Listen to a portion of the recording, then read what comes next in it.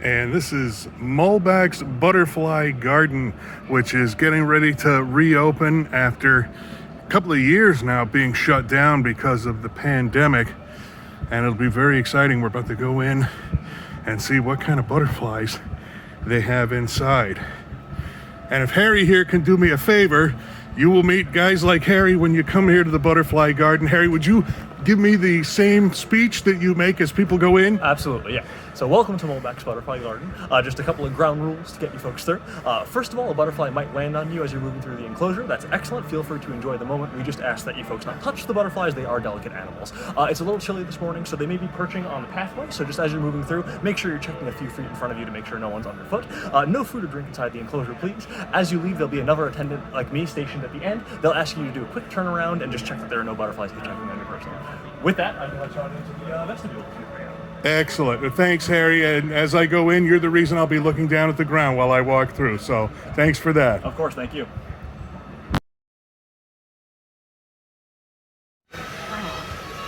So when you're in the butterfly exhibit and walking through, it's of course very easy to get distracted by them. But you also need to be watching your step on the ground, because you never know when one of them might stop just to bask in what little warmth and light there is today.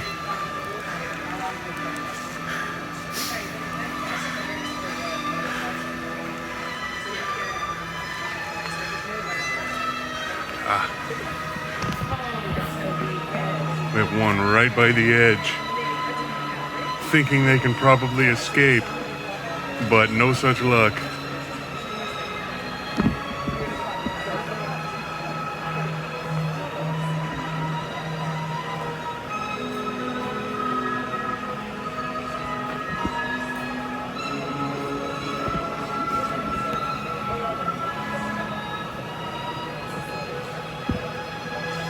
They're so fast, I can't keep up with them.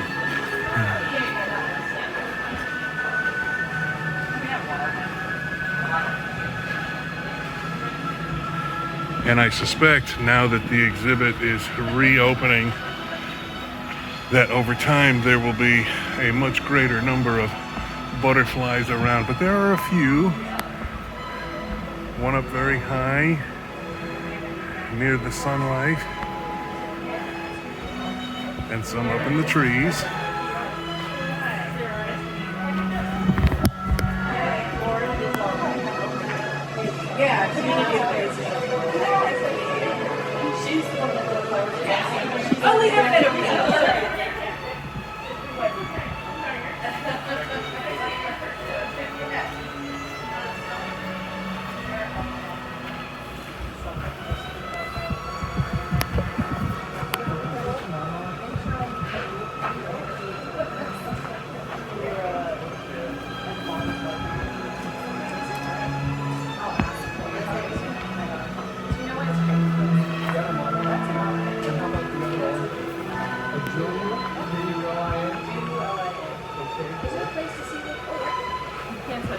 It's almost as if that one stopped to pose for me.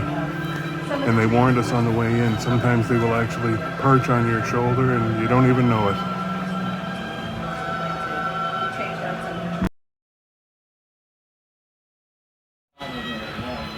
And this little building here inside the enclosure is what they call the eclosion chamber. And as you can see, there are several chrysalises here getting themselves ready. At some point the butterflies will emerge, and when they do, then the caretakers here actually move them over here to what they call the drying tree, because they actually have to dry out before they can fly. And you see there are a couple here, that one there and that one there at least. I probably have missed a few that are just waiting for their time to fly.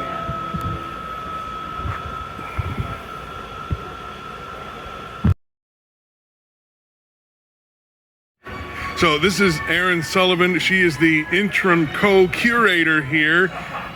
Erin, let me ask you firstly, I know there's been some upgrades to this exhibit. What can you tell me about them? I don't know. There were upgrades. We were closed for a couple of years just because of COVID, and we've reopened. So we washed the tents. We planted some plants, refreshed the plants, and restocked it with butterflies. So we're just happy to be open, mostly. Understandable. So when you're talking about a restock there, you basically had to start from scratch. How long did it take from start to the point where you're ready to open up? Yeah, we get our butterflies from butterfly farmers in Florida and Alabama. And so we started receiving pupa that we put into our eclosion box about 3 weeks ago. And so they've been eclosing, and then we've been putting them into the exhibit, and they've been flying about. Yeah, I see you're starting to laugh because you remember it took me about 8 tries to pronounce eclosion box. True story. Yeah. Until I said eclosion, a beautiful explosion. Well, I think I finally got it right. So you mentioned that, you get them at an early stage. For people who might not know, how does it work for butterflies? So butterflies start as an egg. It's kind of chicken and egg story, but they start as an egg, and then there's a larva or a caterpillar that people are very familiar with, especially if they've read The Very Hungry Caterpillar. Like, it is a very hungry caterpillar. They eat and eat and eat, and they grow and they grow and they grow, and then they pupate, which is the resting stage, and that's when we receive them from the farmers. It's a good time to ship them because they're just resting, they're asleep. And then we bring them here and we put them in our shed, and that's when they eclose or emerge out of the chrysalis and become butterflies. So in the resting state, they're in the chrysalis, correct? Correct. Okay, so then once they emerge, there's a step that I was unaware of. Would you tell me about that?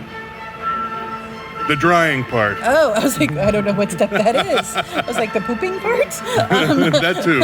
So they close out of their chrysalis, and the chrysalids, if you ever seen them, or pupa, are super tiny. And some of these butterflies are quite large. And so think about having to push those wings into a chrysalis. What they do is they basically deflate them. So they're very soft when they're packed into the chrysalis, and they close, and then they spend some time pumping the hemolymph into them, and it looks like they're drying, and it's just the process they go through. It's a very delicate, vulnerable time for a butterfly, and then that happens within an hour or so. Once their wings are all dry and firmed up, then they can fly away. It only takes an hour. Yeah, it doesn't take very long. Okay, so that one I was looking at on the tree, maybe an hour from now or less, will be flying around. Totally. So once they start flying, then how long are they here? Depends on the species. On average, we say that a butterfly lives about 10 days. Obviously, that's a huge swipe of a very big paintbrush. Monarchs can live a lot longer than that. We all know that they migrate. There's also the Julias, these heliconid butterflies that not only drink nectar, but they also eat some pollen. They have enzymes to digest pollen, so they live a lot longer. So it's really species dependent, but we say on average about 10 days. There's a lot of qualifiers in that statement. Of course. Well, how many different species can we expect to see here? We like to try to have at least 15 species flying at any given time. That changes depending on the season and depending on what we're getting from the vendors. You just had a butterfly land on your shoulder. Uh-oh. Yeah. Look at that. And so that's what we target, is about 15. And that can ebb and flow. And, there's quite a few floating around here now, Yeah. but it sounds like it's a small number compared to what we can expect in the future as you get more going. I think we're actually at about what we'll probably be at for the summer. It's just that it's cloudy.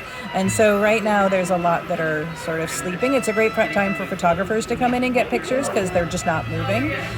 But as soon as we get a sunbeam, this place just wakes up and there's butterflies everywhere. Oh, I can only imagine. In fact, I've taken a couple of really good pictures right here because it's almost like they're posing for us, which is pretty amazing. In fact, I gotta snap that while I'm there. Aaron, what haven't you told us about butterflies that I missed? Well, I hope that when people come here, they're inspired by this, by our butterfly exhibit, and that they want to recreate part of this at their house. Maybe not with butterflies that are coming in from farmers, but that they can take a part of their yard or their balcony or just a container and put out some nectar plants for all of our native and local pollinators. Behind our butterfly exhibit, we have the Microsoft Pollinator Patio, which has a bunch of tips on what you can do to help native pollinators. And so that's really what I would love, is for people to come here, marvel in the beauty of these animals, marvel in the beauty of their interactions with the plants, and then say, wow, I want to do more of that. How can I do that at home? And then hit the patio and learn a handful of things about how to do that. Excellent. So for somebody who's coming to visit and they're coming in here for the first time, I had another one, didn't I? That's funny. I can tell by the look on your face. You didn't even have to say anything. What's the advice for them when they come through here? Enjoy it. Enjoy the moment. Like, there's a chance that a butterfly might land on you. If it does, just enjoy it and just see it as a little bit of respite in a busy time. Indeed. Aaron Sullivan, thanks for that. Really appreciate it. No problem. Thank you.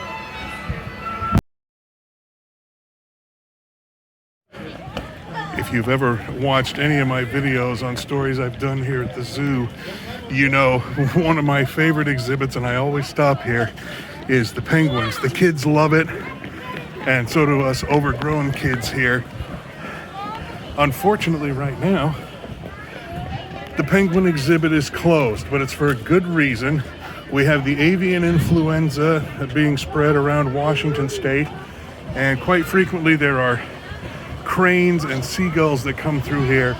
So they are doing their best to protect the penguins from the avian flu by keeping them inside their enclosure.